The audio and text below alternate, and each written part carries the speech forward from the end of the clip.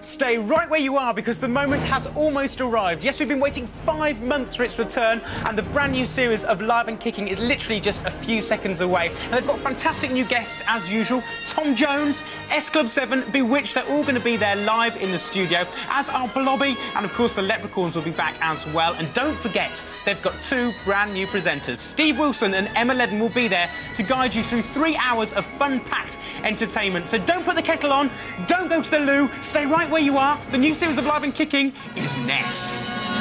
By 1999, Saturday morning meant the BBC. ITV hadn't had the superior product in that time slot since Tiswas, and even then Swap Shop was probably its equal.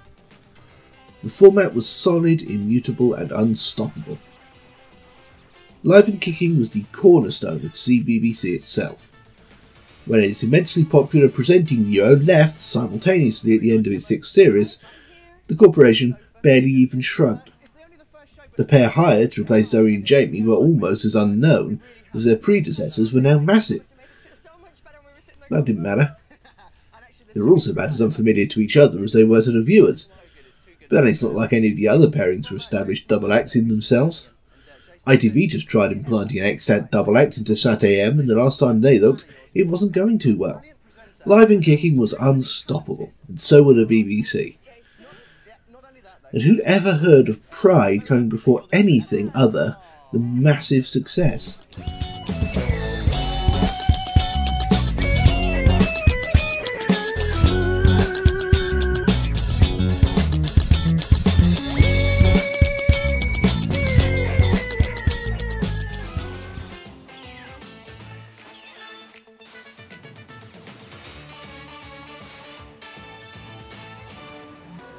There's our new commissioner. He looks strangely familiar. Fine, good luck. Thank you. Move on, please. That's time now. Hello, sir. Going up in the world? Oh, yes. Come on, you. He had a job before this, but he forgot to ask people if they wanted large fries. Amidst a giant whirlwind of hype, Live and Kicking Mark III debuted on September the 25th, 1999, with an extended set piece paying homage to the previous eras of the show. The emphasis was that beyond the new team of Steve Wilson and Emma Ledden, the programme itself was still fundamentally the same, just as when Zoe and Jamie replaced Andy and Emma. And indeed most of these same features remained. The phone-in game, the micro jukebox jury slot hit miss or maybe, the hot seat, albeit renamed Live and Chatting for reasons beyond the realm of normal human understanding. Same as it ever was really, with fresh new faces at the helm. The BBC sat back and waited for their usual outsized success to continue into a new era. They should have been paying more attention to the opposition.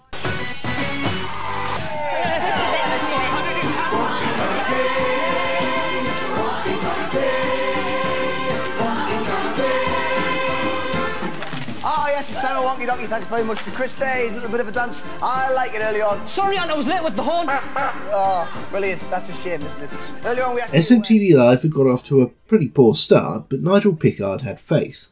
You remember him from earlier episodes, midwifing the likes of Number 73, Motormouth, Art Attack and How To as TBS's controller of children's programming. Well, by 1998 he had the same job for the ITV network as a whole. And in that capacity he had commissioned SMTV Live in the first place, in what at the time had seemed a desperate and probably final roll of the dice for ITV's Saturday mornings after the chaos of the mid to late 90s. The first of many strokes of genius came when someone at ITV, probably Pickard, realised that said chaos, not to mention the slow death of the regional network, had all but irreparably damaged the old structure, whereby the flagship show would go on holiday over the summer. So they decided that SMTV would be the first SatAM show that didn't. The presenters would, Ant and Dec having 3 weeks off in July and Kat the same in August, but the show ran year-round, keeping up its momentum, as both the presenting team and the show itself started to gel through the winter of 1999. While the early days of SMTV were a little tonally uncertain, after a few months and a change of producer, which probably didn't hurt, the teams on both sides of the camera found out what worked.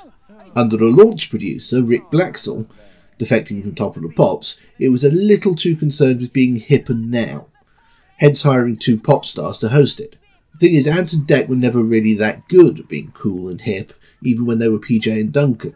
Their real specialty is in being daft, childish and cheeky. And over time the show evolved to embrace that fact, whereupon Cat Deeley revealed a talent for the same. The eureka moment came in June 1999, the Father's Day special. Dear Aunt Dick and Cat, as long as I can remember, my dad has done eggy pubs. He started to catch them in his hand and throw them in my face as a joke. What a class dad! Well not, but just recently he's... Just recently he started pumping in the biscuit tin. That is foul! My friends come out, he gives them a biscuit and lets the pub smell out in their face. That's what stopped me from doing. And the three of them remained reduced to tears for a good 5 minutes. There are a few better ways of getting the kids on your side. Over on the BBC, Zoe and Jamie had seemed somewhat above it. That sort of thing generally left to the leprechaun. Well, at least do something! You ghastly little leprechaun! Let's get on with the show. SMTV, almost uniquely, had little to no puppet action whatsoever. And Dec and Cat were their own puppet sidekicks, in gloriously silly guises such as the Beautiful Cause, Captain Justice, who always disappeared with a puff, Whatever This Thing Is, or in recurring sketches like the legendary Chums, ostensibly a parody of Friends, but really an excuse to do ridiculous things live on national television with celebrity guests. Much like everything else in the show, really. The comedy antics were enhanced in 1999 when the producers poached two of the Cheese Shop, Trevor and Simon's replacements on Live and Kicking, as scriptwriters. To the extent the scripts weren't totally disregarded, of course. Suddenly, ITV had a genuinely great Saturday morning show, for arguably the first time since the glory days of number 73. What's up, Duck loyalists? Simmer down. It certainly blew the BBC out of the water over the summer, and as a bonus, at no point did the show actually go anywhere. It could build up an entire audience over the summer while Live and Kicking's back was turned, and keep hold of them when the latter came back. This was something the BBC hadn't thought of, probably because they were still cheerfully complacent about Live and Kicking's continued success. Of course, by now I've gone on about it enough that you really ought to have figured the story out even if you weren't there yourself. While still perfectly okay, and certainly head and shoulders above the likes of Mashed and Tricky, Live and Kicking certainly found itself in trouble. The new presenting team were likeable and professional, but they weren't gelling together. I don't mean they hated each other or anything. It wasn't Eamon Holmes and Anthea Turner on GMTV. There was just a lack of the near symbiotic chemistry of Zoe and Jamie, or even Sarah and Philip. It was more like the polite, professional relationship between Mike Reid and Vicky Licorice, which wasn't really what was expected of this sort of show by 1999. And more to the point, was blown out of the water by the SMTV team. With the defection of the Cheese Shop, the show lost its comedy slot altogether, seeming to place most of its faith in that respect in Mr. Friggin' Blobby. Now so desperate for work post Noel's house party, he even appeared on Jim Davidson's Generation Game. Some new ideas and features were tried out, but none of them lasted 5 minutes, while the old features were starting to audibly creak. Name change notwithstanding, the former hot seat dated all the way back to Saturday Superstore. The show was starting to look distinctly dull, especially next to the hyperactive devil-may-care comedy on the other side.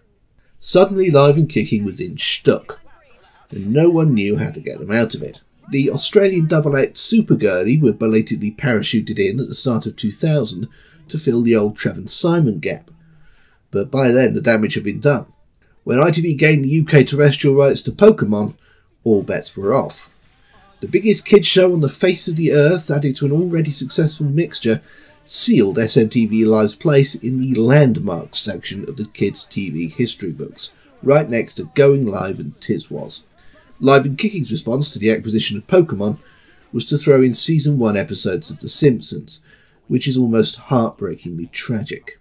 More importantly, SMTV was winning in the ratings at the canter. Almost 1 million viewers have been transplanted from the BBC to ITV. Obviously, the easiest thing for the BBC to do in this situation was to blame the new presenters, and to make it even easier, take it out on the woman in particular, and so the blameless Emma Ledden was unceremoniously fired.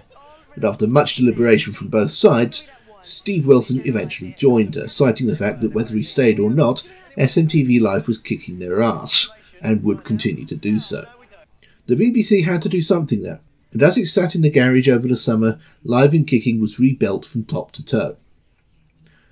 On screen while this was happening was a new series of Fully Booked, or a spin-off, or a retooled version. It was hard to say just what the BBC had on their hands here.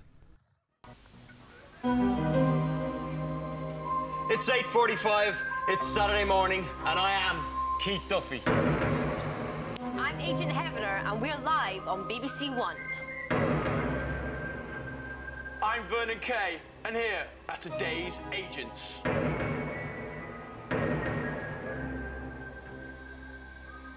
And we are FBI. FBI ostensibly stood for Fully Booked Interactive, but all that connected it to the original show, besides BBC Scotland themselves, was Kate Heavener. She presented the new or newish series alongside a bellowing Vernon Kay and Keith Duffy, the bit of rough from Boyzone. Apart from that, and a slightly sinister Secret Service aesthetic inspired by the title, it was more or less the same thing as before, just finally back on Saturdays again, and live to boot. Oh, and the interactive in the title just seemed to refer to the fact that they had an email address.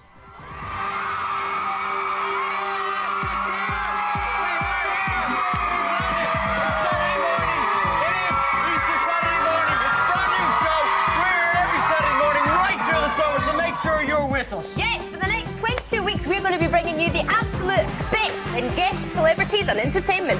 Oh yes, happiness everyone, welcome to FBI. Whole thing barely registered against the unstoppable SMTV on the other side, of course.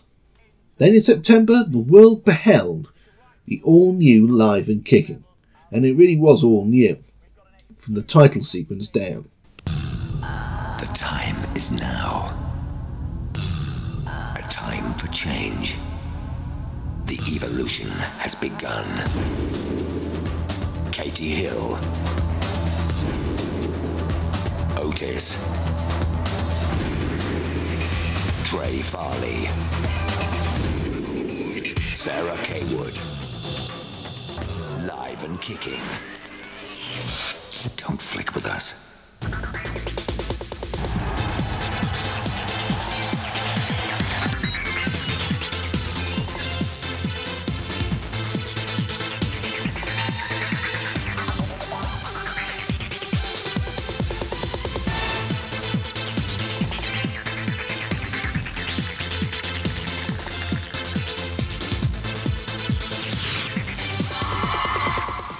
Just about everything from before was gone.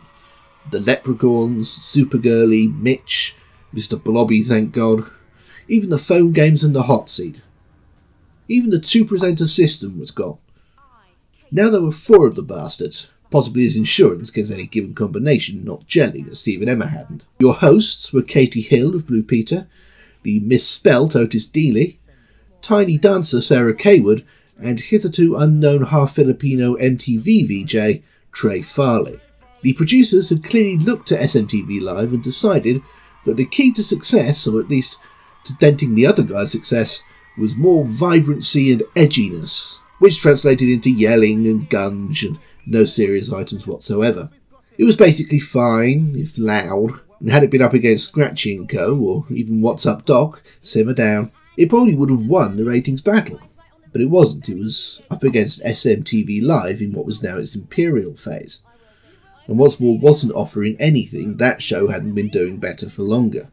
The one thing the new Live and Kicking did have was that it ran year-round, just as SMTV did, which was achieved by the whole production upping sticks and moving to Glasgow between April and September, as BBC Scotland still had the production contract. Katie Hill chose not to follow them up. Rumour has it she didn't get on with Sarah Kaywood, but it might just as well have been a fit of nihilistic despair, because Live and Kicking was already dead on its feet before it moved north. After 8 years, the BBC finally announced they were giving up on the brand altogether in March, leaving the whole summer run, with Hill replaced by Heather Sooty, as a sort of lemming march to the edge of the cliff. The final episode finally appeared on September the 15th, 2001. The timing made it seem even more apocalyptic than it was. Plenty of old faces from the show's history showed up to say goodbye, including most of the old presenters. Even Emma Ledden, despite her and Steve having been all but stricken from the record. And of course the Leprechauns, who bragged about having been on the show longer than anyone else, and had the honour of finally murdering the programme and brand name. No, brother. We were told never, ever, ever to pull the red lever!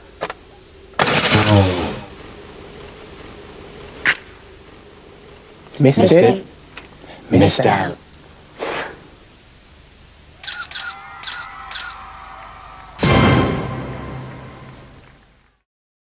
It'd be wrong to say that nothing good came of the final incarnation of Live and Kicking. There was Katie Hill and Trey Farley's marriage and children. ITV were beside themselves. They had slaughtered the giant lumbering beast. They took on Live and Kicking, a show with its own magazine, spin-off and video game, whose hosting team were national tabloid fodder, and killed it off altogether. The glow of success faded quickly, however, as SMTV Live was to hit its own iceberg almost immediately. Ant and Dec, like Noel before them, were looking toward primetime. Admittedly, their first attempt, made while on their summer holidays from SMTV, wasn't a rating success, but now they had the Pop Idol gig, which was about to go into its live stage on Saturday evenings. Not even Noel could have handled two gargantuan, shiny-floored live shows in one day on a weekly basis, and there was even more primetime ITV work on the horizon for them. So they departed from SMTV Live in December 2001, ending the programme's imperial phase just months after its greatest triumph.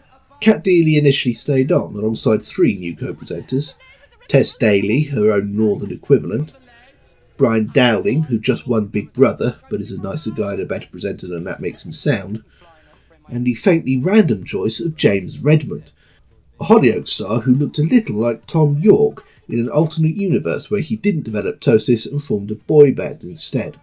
He lasted 3 months before being unambiguously fired. Not long after that, Kat bowed out to join the BBC, and the floodgates well and truly opened.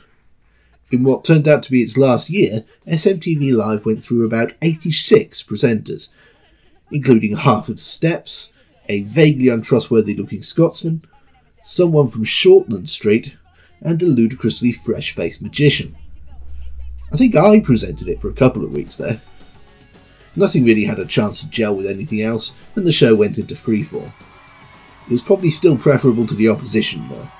But the BBC had to replace Live and Kicking with something, and wouldn't you know it, they went with an obviously focus-grouped and committee-shaped clone of SMTV Live, based on a bald marketing description of its strengths, rather than something made by people who cared about making good television. The approach was exemplified in the title, The Saturday Show, a title so generic, even TSW had to be prevented from using it.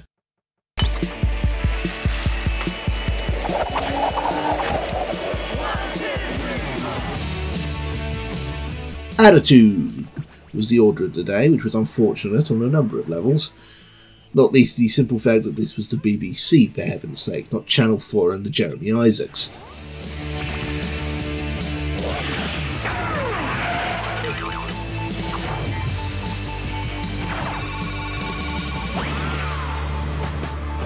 The Saturday Show was intended to be more in-your-face and sassy and even adult than Live and Kicking. To this end, the presenting team were to be Joe Mace, an up-and-coming youth presenter of the arch eyebrow persuasion, and to the bemusement of a nation, Dani Behr from The Word.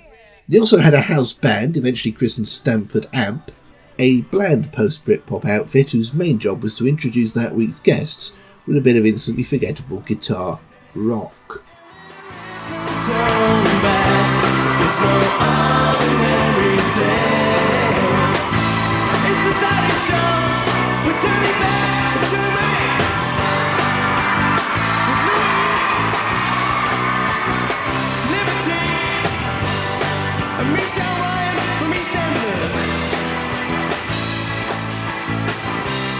I remember at the time hoping that the Saturday Show was going to turn out good, but not expecting it to, and so it proved. Dani Behr was predictably at sea as a children's TV presenter, often leaving Joe Mace stranded. SatAM were a waste of space. There were about 10 million studio games, none very inspiring and one actively upsetting.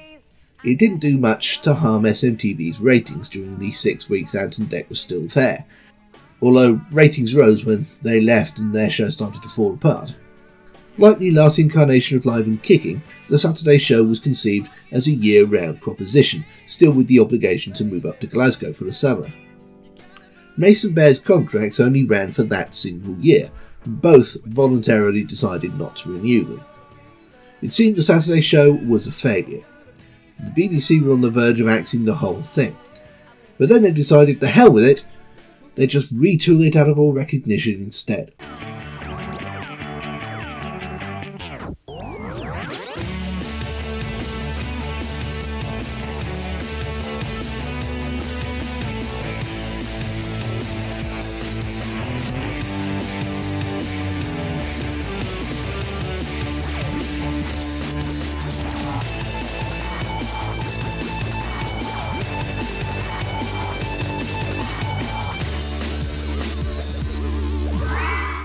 The all-new Saturday show debuted in September 2002.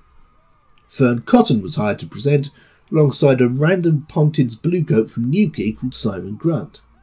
And they turned out to fit the slot much better, especially as the show had now been reformatted into something suspiciously similar to Jamie and Zoe era Live and Kicking. And with SMTV no longer providing such stiff opposition, the BBC swiftly regained their position at the top of the SatAM tree. It was no longer a particularly lush or impressive tree, however, and while both shows were perfectly solid, neither of them were particularly inspiring. Was SatAM running out of steam? None of the BBC channel had anything to say about it. SMTV Live was finally killed off at the end of 2003, by which time it was probably being presented by Andrea Boardman and Kurt Waldheim, and replaced at the dawn of 2004 with the cunningly titled Ministry of Mayhem.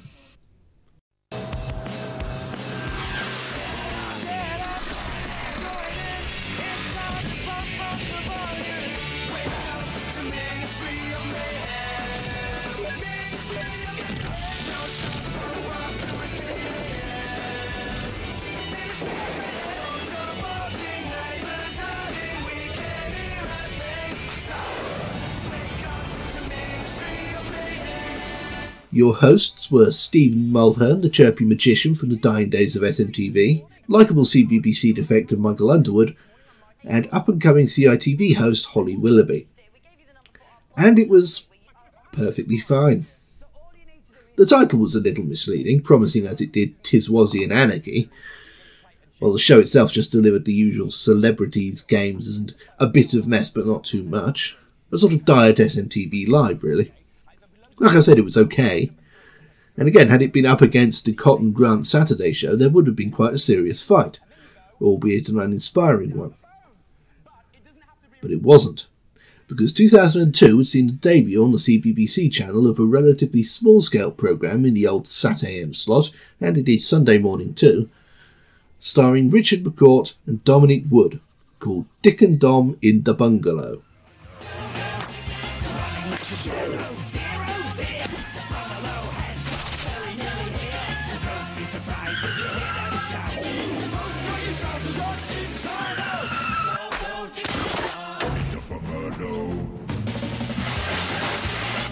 Produced by former Outervision CITV host Steve Ride, the format was relatively simple. Dick and Dom would run around the titular one-floor domicile yelling, gurning, bellowing absolutely outrageous innuendos, and splashing everything in sight with custard, whipped cream, cold baked beans, soy sauce, mushy peas, and basically anything sufficiently gloopy within basic standards of taste and decency. There were no celebrities apart from surrealist simulacra, and no pop star interviews or anything like that, just a series of madcap games, almost all of which centred around copious amounts of messy liquids covering the contestants, whether they won or lost.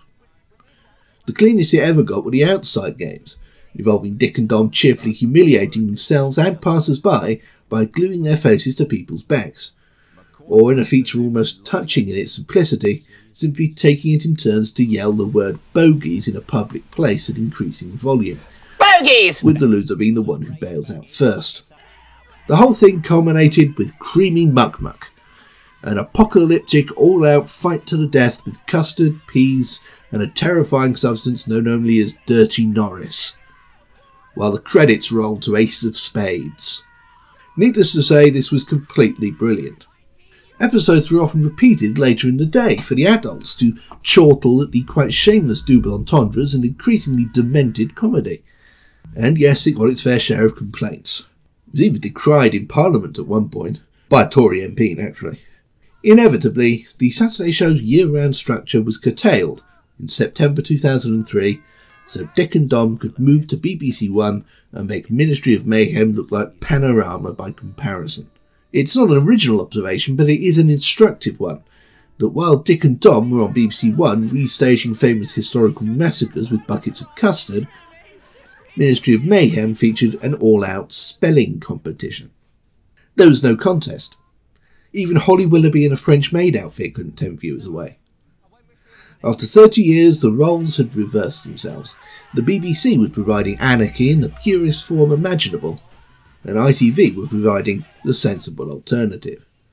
They weren't as good at it as the BBC, however, and in the more cutthroat atmosphere of the 21st century TV industry, the essentially stable but unexciting Ministry of Mayhem just couldn't stand up against Dick and Dom, despite multiple retoolings and rejiggerings that saw the third series eventually going out under a completely different name.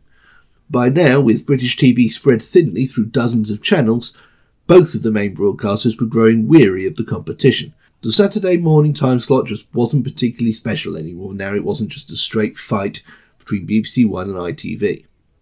And ITV in particular were on the verge of giving up on the very concept of children's television altogether.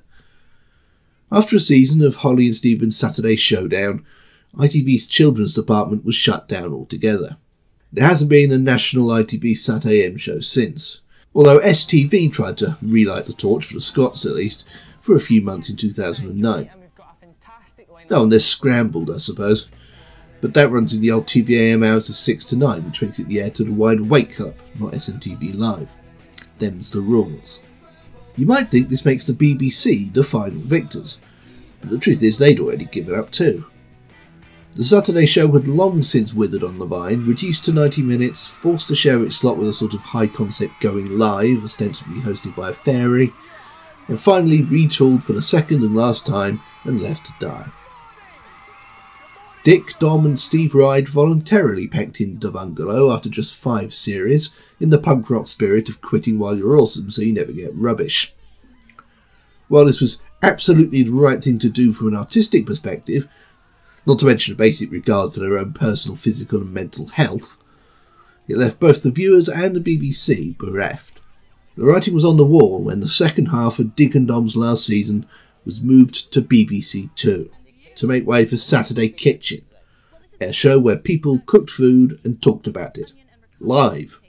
In the spring, Dick and Dom were replaced with TMI, and this was basically the usual thing, with a small reality TV twist. The presenters, Caroline Flack and some things from Prop Idol, spent the week before every episode living together and being filmed. Hilarity ensues?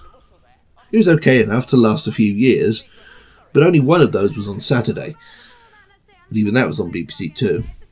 SatAM now belonged to celebrity chefs, a fact underlined when ITV caught wind of how well Saturday Kitchen was doing and hired half its crew to create their own unabashed clone. The BBC continued putting out the old programme on BBC Two, such as The Mighty Truck of Stuff, or a rather sad and ill-advised revival of Swap Shop, hosted by the nouveau Basil Brush. But it was never the same thing. The genre was dead. Or was it?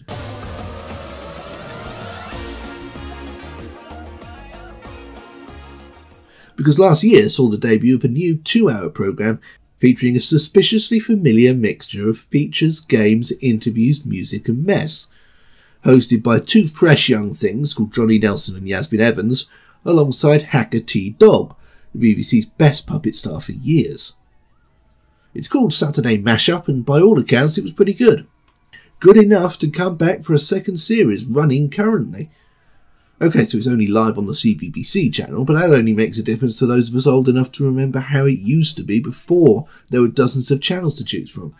And we're irrelevant to this show and indeed genre by definition. Which isn't to say I wouldn't love to see Hacker and Company kick Saturday Kitchen into BBC Two where it belongs. Television might be mutating far beyond the technology that gives it its name, and schedules might even be irrelevant in this age of streaming and catch-up. But Saturday morning will always, fundamentally, belong to the children, whether television wants them or not.